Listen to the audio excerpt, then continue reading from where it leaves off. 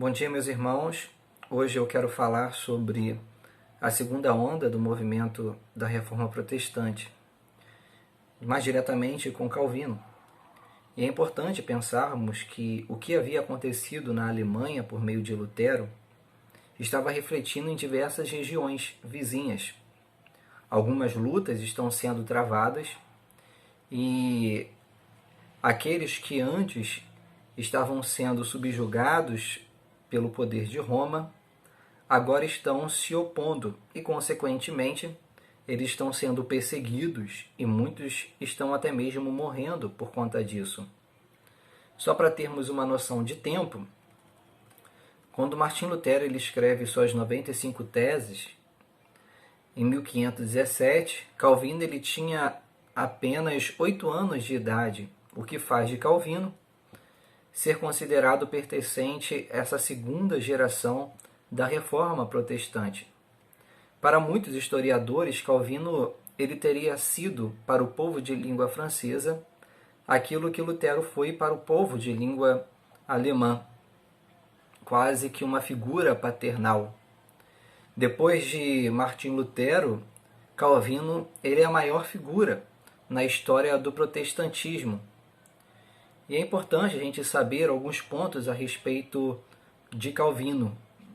O próprio Spurgeon, ele disse, ele propôs a verdade com mais clareza do que qualquer outro homem que já existiu.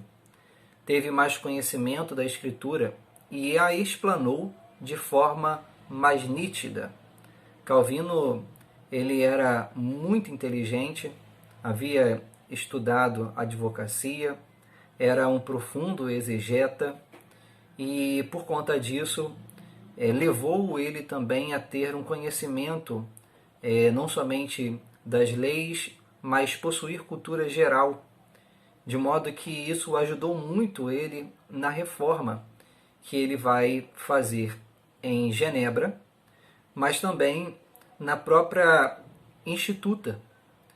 A Instituta ela foi uma elaboração teológica das doutrinas bíblicas. É claro que a gente tem em Lutero a tradução da Bíblia para a língua daquele povo, a gente tem o próprio Wycliffe, mas em Calvino a gente vai ter um tratado teológico, a gente vai ter uma organização, uma sistematização das doutrinas bíblicas, se opondo a todas as discrepâncias teológicas romanistas. E isso vai ganhar grande notoriedade e vai gerar muito conhecimento dentro daquele contexto. Calvino também, em Genebra, ele foi extremamente influenciado. A Genebra foi influenciada pela liderança de Calvino. Tem uma ideia, ela chegou a ser conhecida como a cidade de Calvino. Foi a convite de Farel, reformador suíço, que Calvino agora chega em Genebra, mas como Farel, através da força, já havia iniciado a reforma, Calvino agora, com toda a sua riqueza de conhecimento, ele vai tratar de diversos assuntos para a reforma em Genebra, mas de forma mais intelectual. Calvino brilhantemente ajudou então na reforma de Genebra.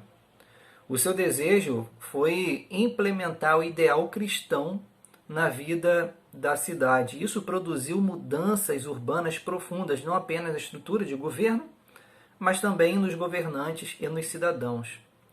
Quanto à vida socioeconômica, para você ter uma ideia, ele introduziu diversos benefícios, como assistência social aos necessitados sem discriminação de nacionalidade, ajuda e cuidado com a saúde popular através de um programa de visita médica domiciliar, esforços do governo na capacitação profissional, combate ao desemprego com oferta de trabalho pelo governo, ênfase no amparo aos pobres, idosos e desamparados, luta contra a insolência do luxo em relação aos pobres, exemplo de simplicidade por parte dos reformadores líderes públicos, limitação dos juros nos empréstimos, forte combate à especulação, ataque frontal à escravidão, combate à bebedice e grande esforço na educação de todos. Quanto